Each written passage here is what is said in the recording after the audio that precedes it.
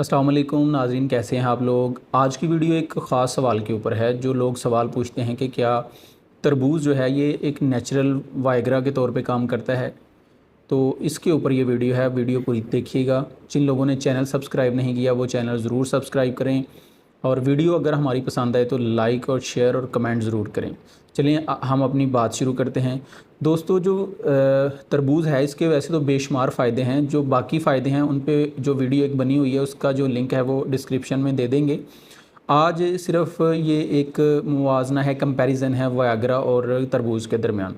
दोस्तों, तरबूज़ के अंदर एक अमाइनो एसिड है सिट्रोलिन, और सिट्रोलिन फिर चेंज हो जाता है आर्जिनिन के अंदर, और आर्जिनिन फिर नाइट्रिक ऑक्साइड बनाता है, नाइट्रिक ऑक्साइड को पैदा करता है। और नाइट्रिक ऑक्साइड का क्या फंक्शन है, ये हमारी जो खून की वेसल्स हैं, ब्लड वेसल्स हैं, ये उनको खोलता है, डायलेट करता है, रिलैक्स कर देता है, और उनमें फिर ब्लड का फ़्लो अच्छा हो जाता है। और जो हमारे पेल्विक जो रीजन है, पेल्विक पार्ट्स के अंदर यानी कि बॉडी के निचले पार्ट्स के अंदर हमारा जो ब्लड का फ़्लो है बहुत बेहतर हो जाता है, जिससे इरेक्टाइल डिसफंक्शन जैसी जो बीमारी है या दूसरे इश्यूज़ हैं जिनसी, वो दूर हो जाते हैं। और ये एक नेचुरल वायग्रा के तौर पे काम करता है। इसका जवाब बिल्कुल यही है कि यस, जो वाटरमेलन है वो वायग्रा के तौर पे एक्ट कर देता है।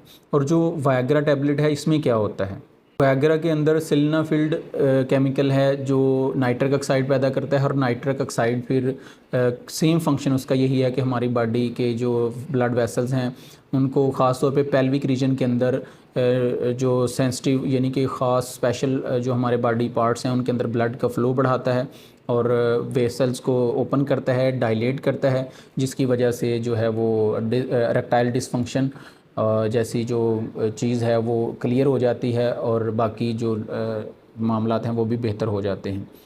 अब देखें, सवाल ये है कि क्या इसको रिप्लेस किया जा सकता है वायग्रा को तरबूज़ के साथ, तो इसका जवाब है नहीं।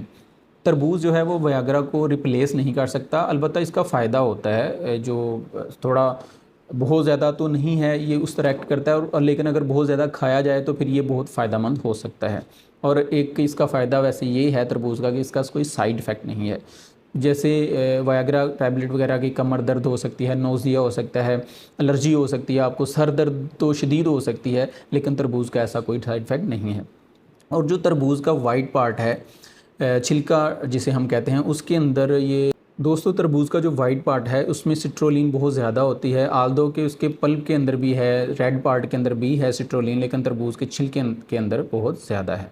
इसके अलावा जो तरबूज़ के फ़ायदे हैं वो दिल की सेहत का बेहतर हो जाना। जब ब्लड वेसल्स डायलेट होंगी तो ब्लड आसानी से फ़्लो करेगा, तो दिल को बहुत ज़्यादा पंप नहीं करना पड़ेगा, दिल रिलैक्स रहेगा, तो दिल अच्छी तरह से मजबूत भी होगा, और उसकी वर्किंग, उसके ऊपर प्रेशर और लोड कम पड़ेगा, तो फिर वो बेहतर होगा, दिल की सेहत बेहतर हो जाएगी।